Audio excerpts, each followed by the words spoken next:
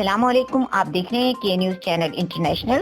خبر شامل کرتے ہیں عارفوالا سے۔ ہمارے بیورو چیف شفیق پھول کی رپورٹ کے مطابق عارفوالاانجمن تاجران غلہ منڈی کی سالانہ تقریب میزبان مارکی میں انعقاد پذیر ہوئی، جس کی صدارت صدر چودھری منور اقبال نے۔ اس موقع پر انجمن تاجران کے مرکزی صدر الحاج صوفی محمد رشید، چیئرمین رانا آصف، امین رانا نصر اللہ ناصر، ملک محمد افضل، میاں اسلم جوئیہ، رائے امان اللہ، چودھری محمد دین، رانا احسن امین، کامران سلطان، چودھری محمد اشرف، حبیب احمد نکودری، چودھری محمد ارشد، رانا خالد، چودھری ندیم ذوالفقار شیخ، محمد عثمان، محمد سلیم اتاری اسٹیج پر موجود تھے۔